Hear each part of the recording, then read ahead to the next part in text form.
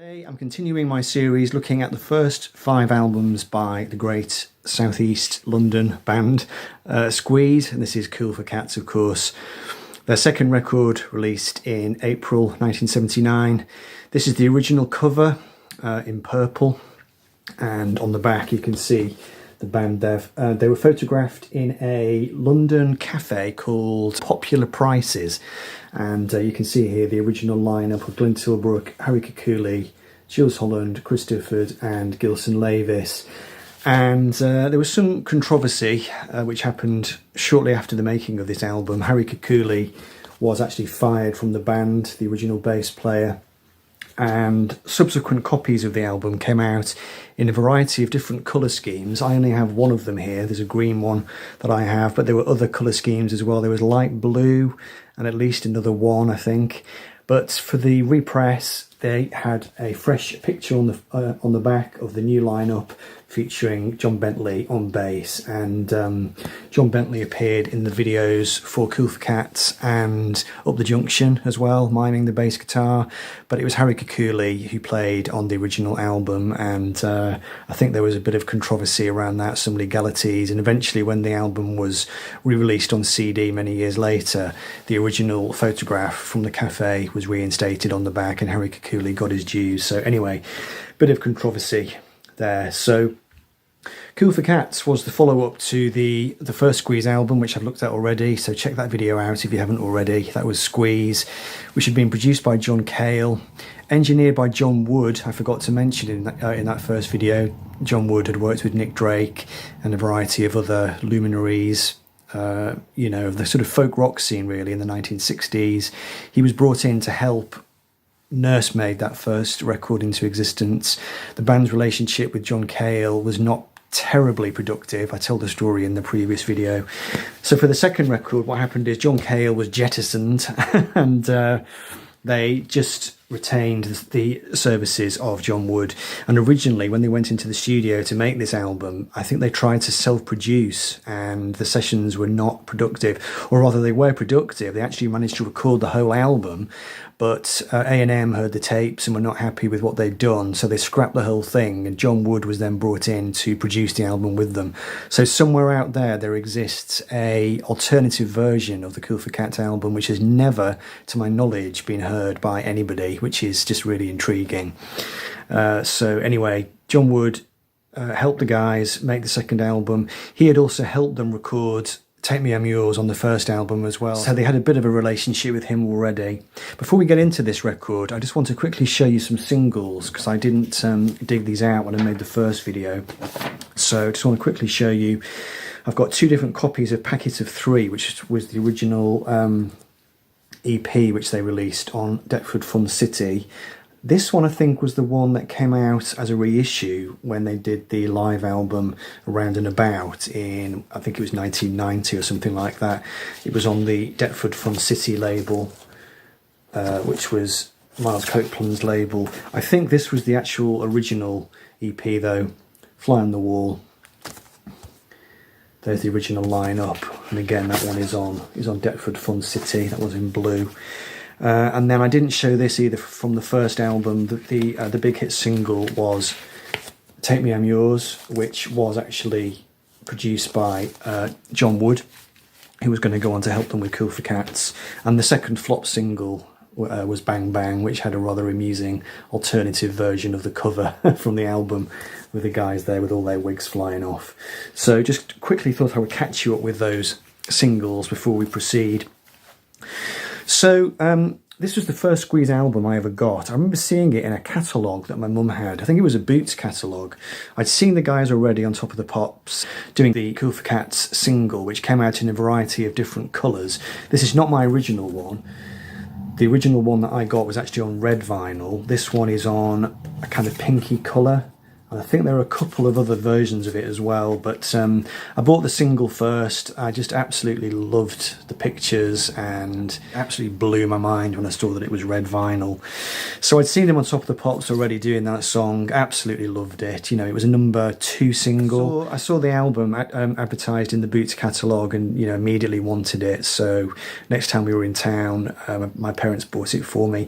It actually came with a free badge and a poster as well. And this album, I mean, I'd already heard I'd got a couple of records already in my collection. I had Approved by the Motors, I had London Town by Wings, but Squeeze was something different really. The music was so joyous, so jolly, so funny, and I don't know why it appealed to me so much. I was a boy of 8 years old growing up in North Wales, and this was a very particular kind of British pop music, formed in the pubs of Deptford and Blackheath, southeast London. The writing of the album came about after a period where Chris Difford had started fraternising with various petty criminals and, you know, the kind of low life really of southeast London. He'd started drinking in some dodgy pubs and he'd started to imbibe, you know, the way that these gangsters, these kind of small-time gangsters spoke and talked to each other, and some of their patois started to seep into the kind of stories that he was starting to tell in song. As I mentioned in the first video, for the first album, John Cale had really interfered with the band on that first album. He hadn't let them record the songs that they wanted to record, and he'd made them write a load of new stuff in the studio essentially and record it. But for this record, they had carte blanche with John Wood to actually record what they wanted to record. And I think quite a few of the songs from this album really were songs that had been left over that should have been on the first album but were not. The style of lyric writing that Chris had started to develop by hanging out with these dodgy geezers in the southeast London pubs came through really on tracks like The Knack at the end of side 1, which is a mini gangster movie in song really. Slap and Tickle as well has also got aspects of that.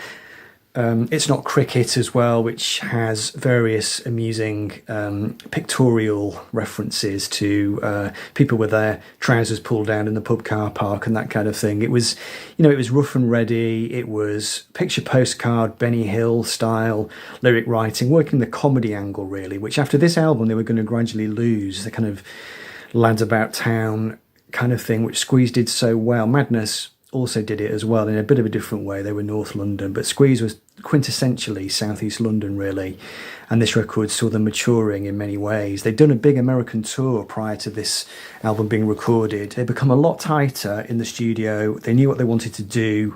The musical identity was really starting to drift into focus, and I think what resulted was just a much stronger album. Not uniformly brilliant all the way through. I think most people agree that the big hit singles from this, the 2 big hit singles were, you know, the best songs on the album really. So the Kofford Cats single, which wasn't the first single from the album. The first single to come out was actually Goodbye Girl, which was a complete flop. God knows why, because it was a great song, although the verse melodies are suspiciously similar to the Muppet Show theme, which Glenn Tilbrook apparently didn't realise until after the song was in the charts, and somebody mentioned that to him and he was mortified apparently. But Goodbye Girl had not been a hit, but it was still a great song, and it's a song which has survived into their set list to this day. Kofford Cats was the next single, which got to number 2, and then of course the absolute timeless classic, which is Up the Junction, was the third single, also got to number 2, and this was the kitchen sink song really, which defined Squeeze. Written in rhyming couplets, told the story of a guy who basically meets a girl, falls in love with her, features that wonderful opening refrain, I never thought it would happen with me and the girl from Clapham, and told the story of this love affair. They get married, and then he starts drinking, starts gambling. They have a child together, but then he ends up being abandoned by the girl. And that final wonderful verse, alone here in the kitchen, I feel there's something missing. I beg for some forgiveness, but begging's not my business. And she won't write a letter, although I always tell her, and so it's my assumption I'm really up the junction.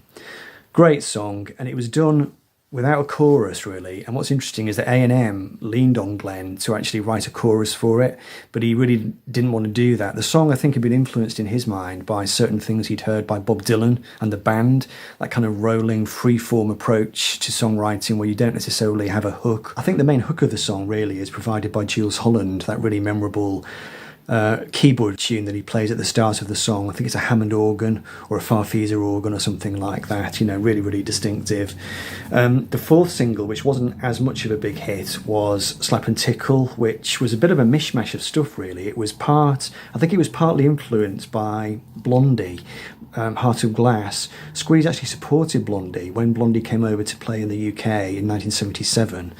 Squeeze were the support band on Blondie's first ever British tour, and I think Glenn Tilbrook took away some lessons from how they were starting to use disco elements in the song, and I think there's certain elements of Slap and Tickle which do sound a bit like Blondie, that kind of driving percussive beat, and I think it was a mini moog or a mini moog making those kind of squelching noises.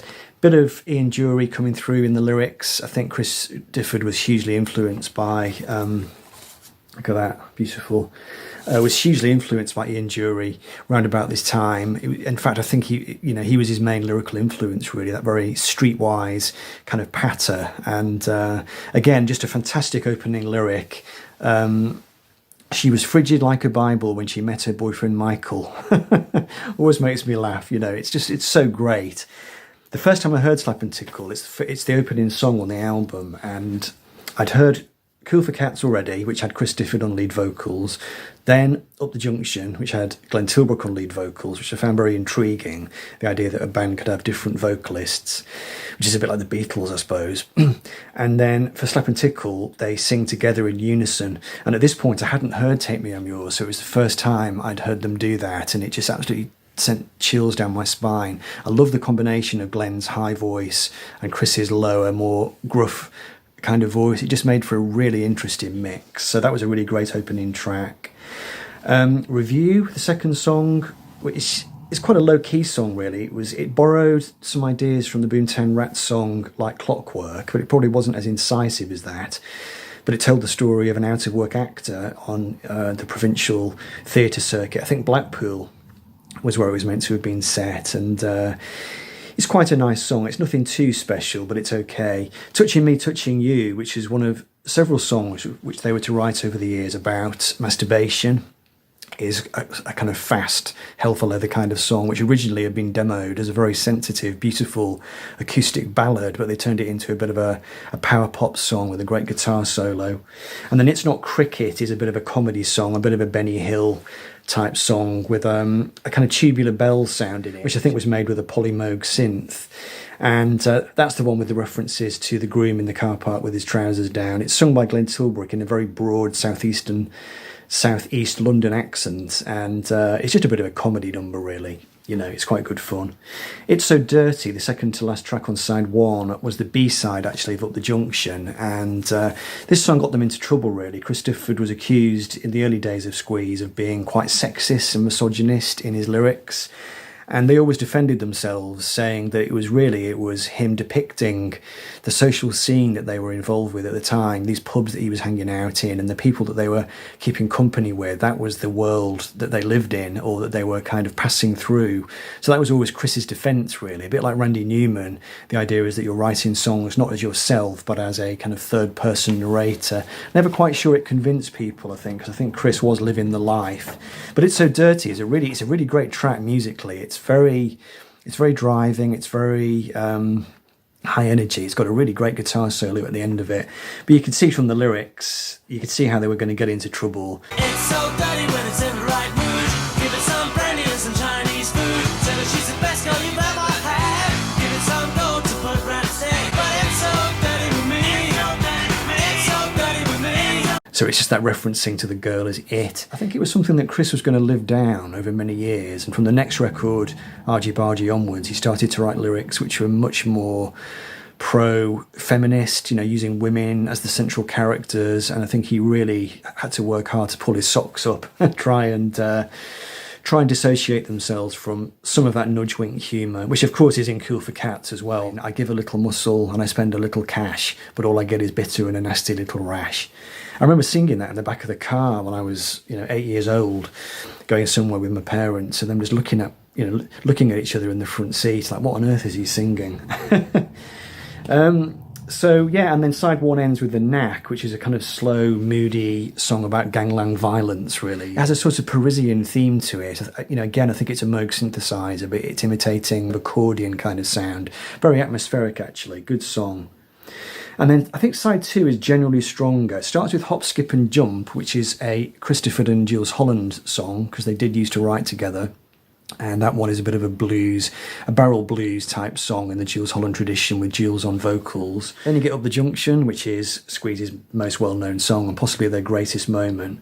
Hard to Find, which is sung by Chris, is a really strange song. It's about illicit goings-on in the bedroom, essentially. It's some guy being tied to the bed by his partner and dancing around the room in women's tights. It's got a slightly subversive quality to it, maybe a bit of a leftover from the John Cale writing sessions.